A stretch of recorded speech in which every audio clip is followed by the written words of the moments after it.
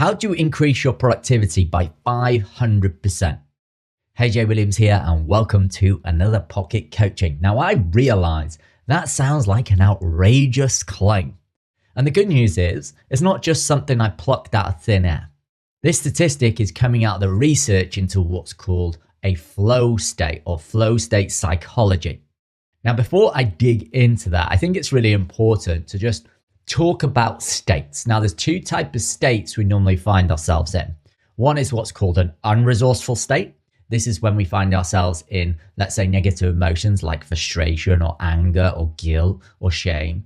Normally, when we're in these states, we can't tap the resourcefulness in our thinking to be able to solve the problems that we experience every day in our business and in our lives. Versus what's called a resourceful state. These can be a state of gratitude. These can be a state of playfulness. These can be a state of happiness, of joy. Do you think you're going to be able to solve problems better from a state of frustration or one where you are playing? Pretty sure you said playing. It's a resourceful state. Now, how this ties into flow is a resourceful state. And there's very specific things that are happening in a flow state that lead to you being more productive. But before I dig into that, let me just answer the question, well, what is a flow state? The good news is you might have already experienced what it feels like to be in a flow state, or what's sometimes referred to as a micro flow state. Flow, when you're in flow, when you are flowing, you're basically in the zone. And this is an optimal experience where you just become fully immersed in an activity. And some things that come up when you're in a flow state is you might find yourself having just complete concentration and focus on the present moment, and you filter out everything else. There's the merging of action and awareness, so you become basically at one with what you're doing. There is the loss of self-consciousness and ego, so that inner critic gets turned off. There's a sense of control over the activity. There is the distortion of time. So what tends to happen is 3 hours can go by and it feels like 3 minutes. And this whole experience becomes very rewarding intrinsically, which makes you want to tap into it more. And the best way I can really demonstrate this is when I think about my last ultra marathon. So my last ultra marathon I run, it was at a place called Hurtwood. It was 54K I did it in total. I remember going through a series of stages I went through the race, everything from, oh, this is very exciting to, oh my word, what the F have I done? This is so freaking hard. But when I got to a place of about 38K at the time, I was struggling with a hamstring injury, which I've had since the 12K mark. I was tired. It was up and down these big holes. It was a horizontal rain. It was cold. It was miserable. It was disgusting. But about the 38-kilometer mark, something magical happened. I went from struggling to absolutely breezy. And what I mean by that, it was the most beautiful experience I've ever had, where I was just cruising along. I had no concept of time. I was eating up the miles. It was intrinsically fun.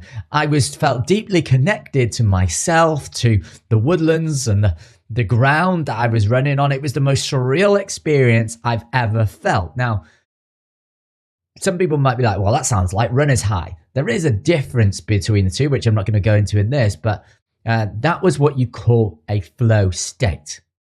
Now, when you get things like this, you go, I want more of that because it's so rewarding. The mind is motivated to seek out more reward. This is what basically happens when you get a notification on Instagram, Facebook, or LinkedIn. It gives you that dopamine hit.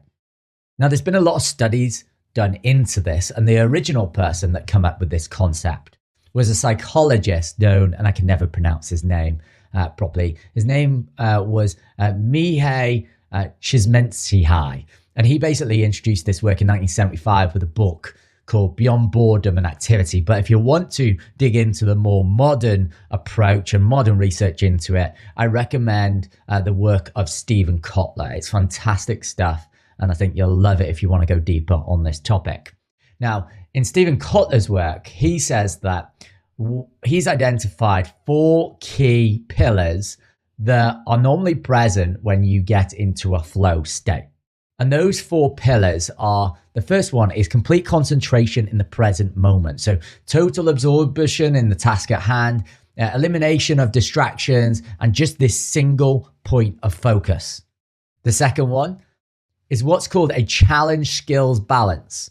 So these are activities that push your abilities without overwhelming them. So for example, most people set challenges or goals that are just way too big and the mind just gets overwhelmed and that affects your motivation. I can say to you, okay, tomorrow we're going to climb Everest. And if you've never climbed Everest before, your mind is going to be completely overwhelmed. It's not going to create that drive, that motivation. If I say to you, okay, we're going to climb a hill that's like 100 meters, you're probably going to be demotivated by that and be a bit like, meh. So we need to find a sweet spot. And this sweet spot is it's around the 4% mark outside of your existing skill set and comfort zone. If we were to put that on a scale of 1 to 10, this is normally a 6 or a 7 out of 10 in terms of difficulty. Anything above that or below that is going to stop you going into a flow state. This is often called the Goldilocks zone. And like I said, when it comes to establishing the range, you have to play with this and test this out for yourself. But essentially, if it's too easy, you get bored. If it's too much, you'll feel anxiety. So you need to find the balance in between the two. Now, the third thing he says is that the third pillar is when you've got clear goals with immediate feedback. So one of the reasons running is so good is because you have a clear target for the race and you're getting immediate feedback. Are you covering the distance? Are you moving closer towards your goal or further away? It's immediate. So we need to design systems to help cultivate this in our day-to-day lives, help us be more productive in our business. So knowing exactly what you're trying to accomplish is very, very, very important. And having that constant feedback or information about your progress allows you to adjust in real time. And this is really healthy. It doesn't matter whether we're talking about flow state or just in general. The fourth thing he talks about is something called the paradox of control. This is a sense of agency and capability. And you're not controlling the situation, but you have the confidence in your ability to respond. And what happens is you are free from worry and you're free from that fear of failure. The best example I can give of this is I've been in many different situations in the past in business. And the thing that I felt is this complete knowing, this complete trust that whatever happens, I can figure it out. And that is an example of the paradox of control. It's not I'm actually controlling it, but I trust intuitively that I have the ability to deal with whatever is thrown at me.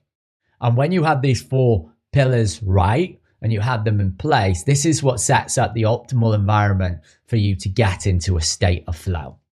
One of the questions you might have is, okay, Jay, how do I tap more of it? Well, one of the most important things is understanding the triggers. And there's 22 triggers that are going to support you in tapping more flow state. But this is going to be deeply personal to you. So there's not a lot I can do on here to make it customized to you, but just share some of these with you. I'm not going to go through all 22, but I'll go through some of the more prominent ones so that you can start to see how you can integrate this into your life. So there is 4 main sections of triggers. There's psychological triggers, there's environmental triggers, there's social triggers, and there's creative triggers. So examples of psychological triggers might be quite simply having clear goals. I can't put emphasis on that enough. Having clear goals, right? You need to tell the brain exactly where to go. Creating a system of immediate feedback. This could be with a person or basically the work that you're actually doing. It's like if I am sending a message out to people through the DMs, am I getting a response? That's immediate feedback. Whether I get a response or not is immediate feedback. Are they saying yes or no? Are they engaging with me? Yes or no? It's immediate feedback. We need to make sure that we tighten up that challenge skill balance. So if you are making it too easy, is it boring for you? Or are you making it too intense, which might be creating anxiety and maybe have you feeling overwhelmed? We can start to adjust that to better align for us. Because here's the thing. And most people aren't excited about what they're doing, either because the thing that they're doing isn't rewarding, which creates dopamine, or it isn't challenging enough, which will also create dopamine. So what we're trying to trigger here is dopamine. So working on clear goals, immediate feedback, and the challenge skill balance. We have environmental triggers, high consequences. So what I mean by this is there needs to be consequences to your actions. So do you have any kind of accountability? So if you have a person or a community, or you can even declare it on your social media, that creates consequences to your action. There's social accountability. This can help you get into a state because it puts a bit of pressure on you. Next one you've got is creative triggers. By creative triggers, I mean, are you taking risks from a creative aspect, or are you just doing what's predictable, what's boring, right? We know that if it's boring, it's not going to trigger flow state. So taking more risks, and I'm not talking about jumping off the cliff here, I'm just talking about walking along the edge of the cliff. If you take more risks, those are catalysts for creating more flow state. We've also got deep embodiment and having a rich environment that also supports you getting into flow state as a trigger. So the next one is social triggers. The first one that is what's called serious concentration. And this is essentially socially when a group collectively focus their attention intensely on a shared task. So an example of this might be surgeons experience a lot of high flow. So you might have a surgical team doing a complex procedure, let's say brain surgery. They'll find themselves completely immersed in their roles. So there is a shared attention in this, which kind of brings us on to number two, it's share goals. Everybody's working towards the same thing. So you might find an example in sports teams, you might find a team like in the UK, in the Premier League, Man City, going for the Premier League title. There's a shared goal of some kind.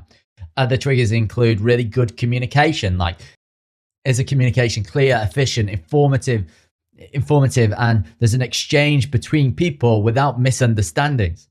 Now, these can also be stacked together to deepen your state. And I don't want to go too deep on this because this is the kind of stuff that we're going to be covering in the High Performance Club, which I'm going to be launching in a couple of weeks. Now, if you've enjoyed this and you want to find out more about the High Performance Club and how we can create your flow state system, then there'll be a link below this where you can actually sign up for the waiting list to get early access to those founding member benefits, which we're only doing for a maximum of 30 people. If you enjoyed this and you're like, Jay, I love it, I've never heard about you before, and you want to get notified or listen to past episodes, you can visit jaywilliamscoaching.com/pocket, where you'll be able to enter your name and email address to sign up for notifications. Or if this is the second or 22nd time of listening to this, then once again, thanks for listening, thanks for your loyalty, and I look forward to hearing from you very, very soon. Take care.